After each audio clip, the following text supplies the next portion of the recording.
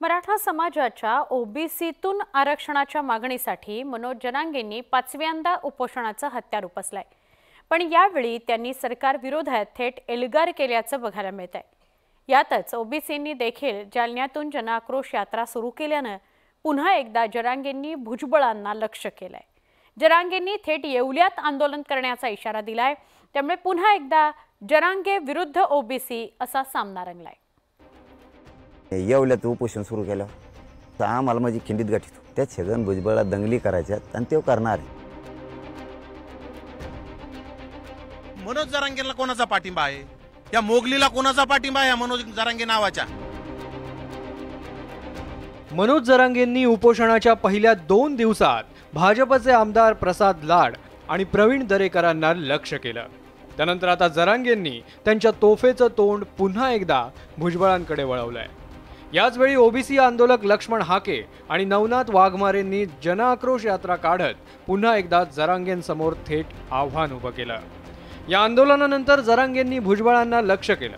भुजबळांच्या येवल्यातच आंदोलन करण्याचा इशारा आता जरांगेंनी दिलाय। आणि मी जर येवल्यात सुरू केलं तर तुला किती मजा लागते इकडं? तुला दुसऱ्याच्या गावाईनी दुसऱ्याच्या तिकडं झाड फेकायला गोड लागत आणि तिकडं येशीत बसतो मी येवल्यात उपोषण सुरू केल्यावर। मग तिकडं तो आहे नाशिकच्या तिकडं मग कसं होईल?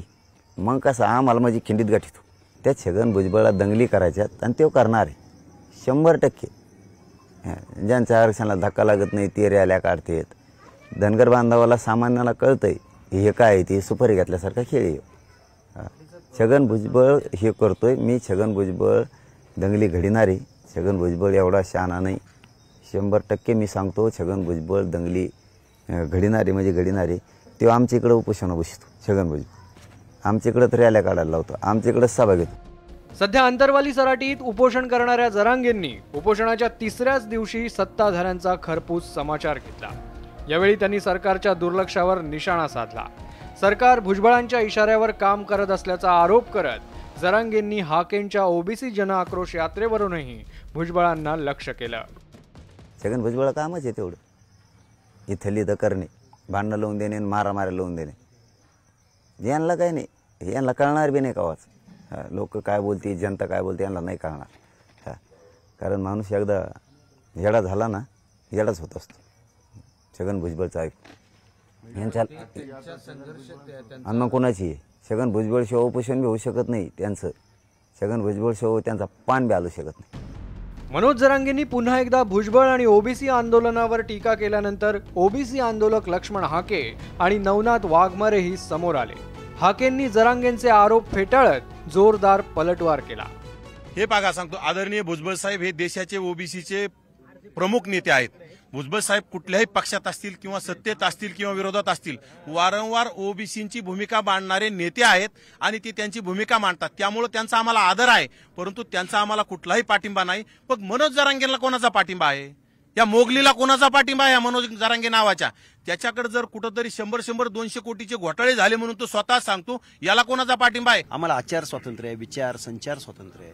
त्यामुळे आम्ही कायदा आणि सुव्यवस्था बाळगून म्हणजे कायदा आणि सुव्यवस्था पाळून लोकशाही मार्गाने आंदोलन करतोय। आम्ही कधीही कुठेही हिंसक कधी कुणाला शिव्या दिलेल्या नाहीत, कधी असंवैधानिक भाषा वापरली नाही, आम्ही कधी कुठल्या नेत्याला टार्गेट केलेलं नाही, वैयक्तिक पातळीवर बोललो नाही। तर आम्ही कुठली कायदा सुव्यवस्था एकंदरीतच मनोज जरांगेंनी 5व्यांदा उपोषण सुरू करत सरकारची कोंडी करण्याचा प्रयत्न केला खरा, पण त्याच वेळी आता ओबीसींनी देखील मराठ्यांच्या ओबीसी आरक्षणाविरोधात जनआक्रोश यात्रा सुरू केली आहे। त्यामुळे आरक्षणावरून पुन्हा एकदा जरांगे विरुद्ध हाके संघर्ष तापण्याची शक्यता आहे। यात आता सरकार नेमकी काय भूमिका घेतं, जरांगेंचं उपोषण आणि हाकेंच्या यात्रा यात पुढे काय काय घडतं याकडे सगळ्यांचं लक्ष लागलंय। Bureau report, news 18 Lokmat.